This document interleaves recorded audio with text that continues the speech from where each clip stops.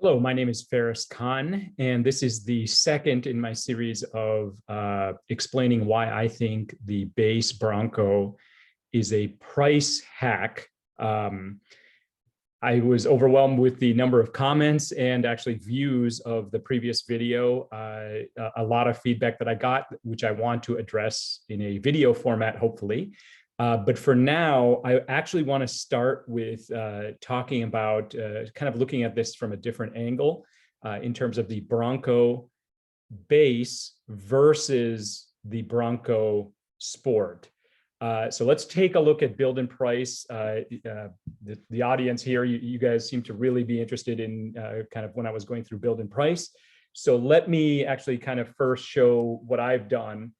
I did add a couple options. In my particular case, I'm not going to include those here. The options that I included were the roof rack and the switches. So I'm just trying to do apples to apples comparisons. So sort of no options to no options.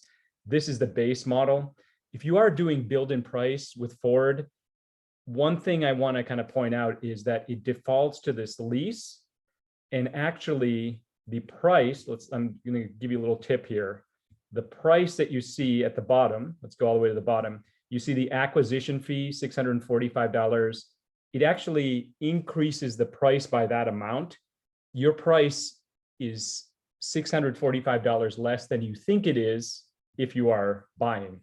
So let me kind of show you that. All you have to do is go here, make it finance, update and close.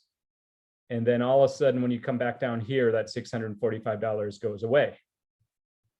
You see here? So the price has gone down to $29,995. I want to directly compare this with the Bronco Sport.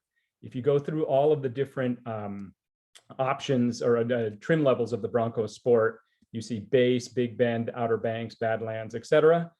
The first two, if you look at base, 27,215, that does not include the delivery charge. Same thing with Big Bend. Let's kind of look at Big Bend and start the build with Big Bend. What we see here for the Bronco Sport, I'm just going to focus on the engine. You get a 1.5 liter EcoBoost engine with the automatic transmission.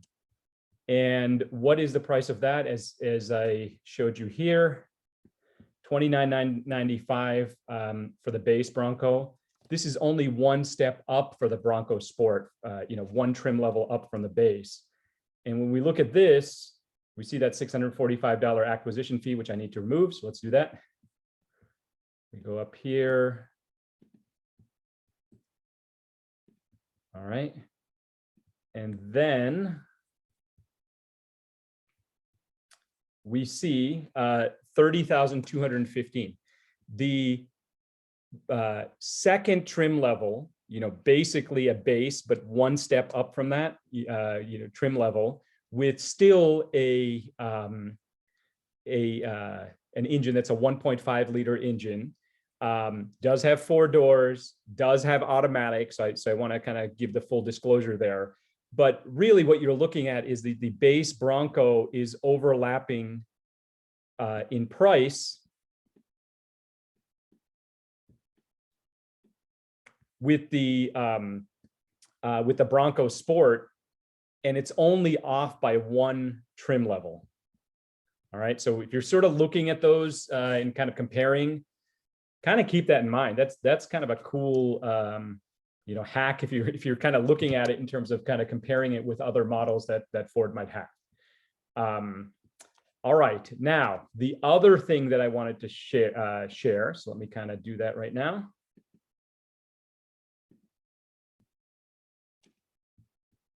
Is so I had some pages where I'm going to kind of go right to the beginning here. I had some pages here where I was kind of talking about my vehicle. This is in the previous video, so please take a look at that if you're interested. This is the vehicle that I ordered, has the roof rack. You can see the canoe that I thought was kind of cool to have up top. I compared it to a Jeep. I showed you the window sticker. I talked about the various price increases from one trim to the next and why I thought the base was a price hack. Showed you the interior, the exterior, et cetera, of exactly what I was looking at. Now, I want to show you something here. Now, what if I actually upgraded this? You see the steel wheels, and they are relatively small wheels, 30-inch wheels. What if I updated this to the Sasquatch package? So in this light blue is kind of new material, just a little bit of color coding for you. And what you can see is obviously the 35-inch wheels, but there's a lot more to the Sasquatch package. It's much more capable off-road. Sounds awesome, looks awesome.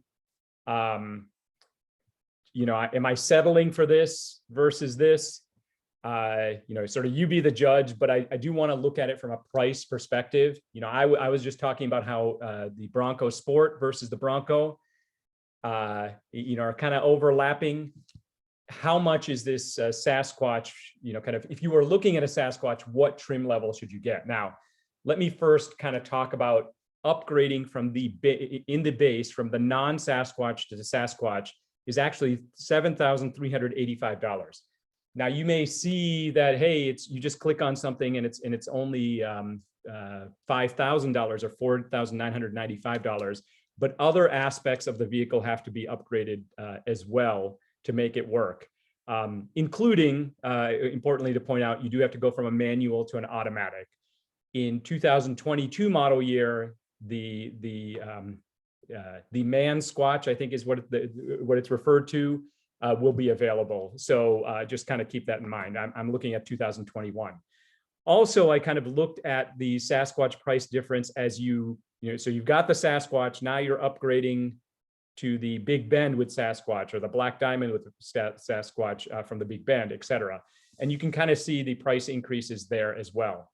What I would say is the biggest jump is obviously from the base non-Sasquatch to Sasquatch, but once you're at Sasquatch, it is a relatively big jump to Big Bend, and then all of the other trim levels as you see here.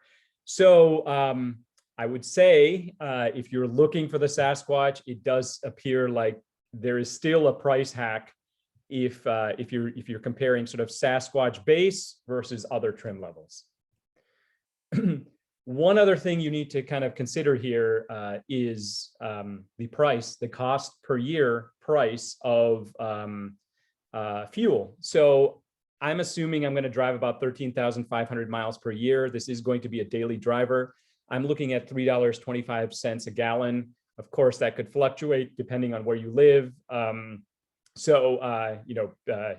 It could be even bigger of a difference than this if the price goes over per gallon goes over $3.25 or already is where you live. I'm looking at paying about $2,100. It would be closer to $2,600 if I had the Sasquatch. And I also put in here basically if I upgraded to the 2.7 liter engine. As far as I can tell, the Sasquatch only has one rating, so sort of look at that sort of accordingly, review that accordingly. If we look at the price differences on a per month basis, getting the Sasquatch to me would be $41 more per month. Getting the 2.7 liter base would be $18 more per month, just to kind of include that as well. So you've got to consider that too. It's not just the actual price that's over $7,000 higher, but it is also the per month costs that are going up. All right. One final thing is I want to kind of talk about the trade-in from my Mustang. So here's my Mustang. I was driving it in the winter. I was doing some donuts there. It was fun. I do have winter tires for it. One little note about the winter tires, it is difficult to sell that with the vehicle. I tried doing it through Carvana and Vroom and even dealers. They're not really valuing it. So if you do get winter tires and you get, I have both winter wheel or a second set of wheels and tires, just keep that in mind that you may end up having to sell it separately, which is kind of a hassle in order to get full value for it. So that's my Mustang in the winter. Here's my Mustang with the original Mustang. Here's my Mustang at World Headquarters. It's a convertible. I want to kind of show you a little bit about the analysis. Very favorable right now. This is a one-time kind of situation, I would say. but because of the chip shortage and how everybody wants vehicles right now. But I want to tell you, the MSRP was $32,285. I bought it 1 year old for $24,000 even. The difference is $82,885, depreciation of 26% in that first year. It was, as far as I could tell, a manager's car. It's a manual transmission V6 Mustang convertible. It was a manager's car. I think I did get a really good deal on it at the time. So I just want to kind of point that out. And probably there was some level of discount down from the MSRP. Not sure how much, but I just want to kind of keep that in mind as you're kind of looking at this 26% depreciation. I just got a Carvana offer yesterday for $22,000. That's only an 8% depreciation in the 4 years that I've had the vehicle, a per year depreciation of only $500 for that. This is crazy, not to be expected in the future, but I just wanted to kind of point out where I'm at with the Mustang.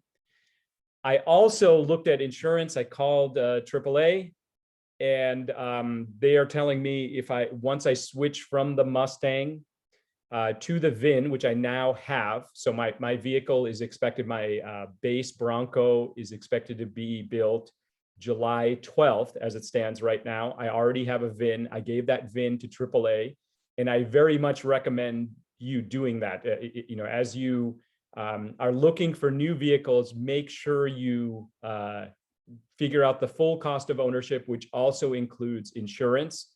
When I got the Mustang, I walked in the door looking for a C-Max, a plug-in C-Max. I had a Volt. And I was very surprised to learn that the manual transmission Mustang was much less expensive to insure than the C-Max at the time. So it has a big influence on your price, your overall cost of ownership. You may be, for example, nitpicking about $50 or $20 or $30 a month in payment, but you may not realize that one vehicle might be that much or even more savings for you in terms of insurance. So look into that. In my case, my 4-year-old Mustang versus a brand new Bronco, the price difference is $2 a month, and I'm actually saving $2 a month. So it's virtually equal. One thing in my interaction with AAA, I did notice that they were actually asking me if I have or am planning to modify anything on the vehicle. That threw me for a loop. I think I remember having that question before, but but actually specific to the Bronco, it is something that you should consider. Fortunately, there are so many factory endorsed, either from Ford endorsed, either from the factory or dealer installed options that are available. There's a lot to choose from. If you are an early Bronco person who's reserved a Bronco, you should have a whole bunch of Ford pass points to kind of work with as well. So if you're thinking of aftermarket versus directly through Ford, there may be some insurance implications there as well. I had to tell them that I was going to keep the Bronco quote unquote stock. I did actually ask, would there be a difference if I swapped out the wheels? And they said no. So just sort of keep that in mind. All right. I think that's all I had for this session. Sorry about that. I'm going to go ahead and stop. That's all I had for this session. And if you have any other questions, please let me know. I've gotten a ton of questions, both within YouTube and also on the Bronco 6G forum. So please ask it in either spot. I guess I'm supposed to ask you to like and subscribe this. So I would appreciate that. I am planning on recording additional videos, including when I pick up the Bronco. So hope you enjoyed it. I will see you next time. Thank you.